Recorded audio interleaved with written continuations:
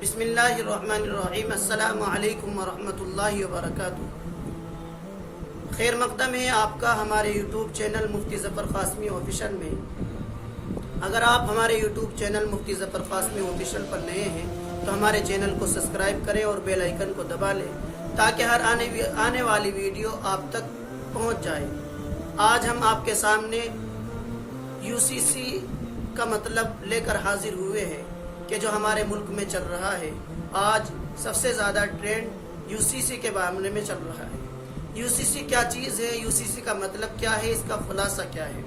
سب سے پہلے ہم بات یہ یاد رکھیں کہ اپنے ملک میں رہنے والے ہر شہری کو، چاہے وہ کسی بھی ملک کا رہنے والا ہو، اس کو یہ بات جاننا ضروری ہے کہ اس کے ملک میں کیا چل رہا ہے۔ اس کو اپنے ملک کے احوال سے باخبر رہنا ضروری ہے، یا جس شہر میں وہ رہ رہا ہے اس شہر کے حالات اس کو معلوم ہونے چاہیے، کیونکہ بزرگوں کا مقولہ ہے من لم یعرف اہل زمانہ فہو جاہل، کہ جو اپنے زمانے کے احوال سے باخبر نہیں تو وہ جاہل ہے۔ اسی کو لے کر آج ہم بات کرنے والے ہیں کہ UCC کیا ہے، یکساں یونیفارم سول کوڈ کیا ہے، اس چیز کا مطلب کیا ہے۔ سب سے پہلے ہم یہ بات یاد رکھیں کہ ہندوستان میں رہنے والے ہر شہری کو اپنے ہندوستان میں جو چل رہا ہے اس کی خبر ہونا ضروری ہے۔ بالخصوص ایک مسلمان کو یہ یاد رکھنا ضروری ہے، اس کو یہ خبر ہونا ضروری ہے کہ کہیں اس کے ایمان پر ڈاکہ تو نہیں ڈالا جا رہا ہے، کہیں اس کے ایمان کو چھیننے کی سازش تو نہیں کی جا رہی ہے، اس کے ملک میں کوئی ایسا پروپیگنڈا تو نہیں آزمایا جا رہا ہے کہ جس سے اس کے دین پر آنچ آئے۔ ہم بات کرتے ہیں کہ UCC کیا ہے۔ ہم UCC کے بارے میں جانیں گے کہ اس کا مطلب کیا ہے۔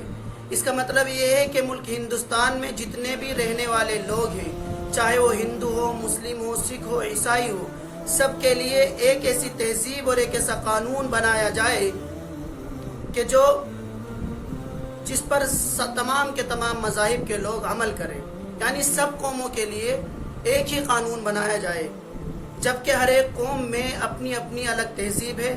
مثلا مسلمانوں میں شادی کا رواج الگ، غیر مسلموں میں الگ ہے، جینیوں میں الگ ہے، بدھسٹوں میں الگ ہے، اسی طرح سکھوں میں الگ ہے، اسی طرح کفن دفن کا مسئلہ، طلاق کا مسئلہ، یعنی ہر ایک قوم میں ان کی الگ الگ تہذیب ہے۔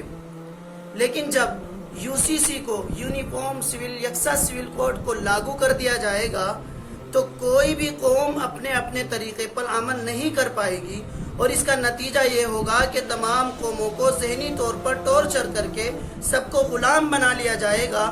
دوسری پارٹی اقتدار میں آئے گی تو وہ اپنے طریقے سے یونیفارم سول کوڈ کو لائے گی، وہ اپنے طریقے سے قوموں کو غلام بنائے گی۔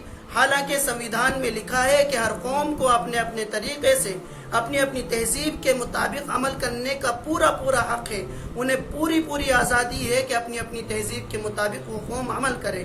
کسی دوسرے کو کسی کے طریقے میں دخل اندازی کرنے کا کوئی حق نہیں ہے۔ یہ بات یاد رکھے کہ جب ملک کے تمام صوبوں کے کورٹوں کا قانون ایک نہیں ہو سکتا تو پھر ایک ہی ملک میں رہنے والی سب قوموں کا یکساں سب قوموں پر یکساں قانون کیوں تھوپا جا رہا ہے؟ یہ دیش ہت میں نہیں ہے بلکہ اپنے راجنیتک مفاد کے حق میں ہے۔ بالخصوص مسلمانوں کو یہ بات یاد رکھنی چاہیے کہ یکساں سول کوڈ جو ہے ان کے دین پر حملہ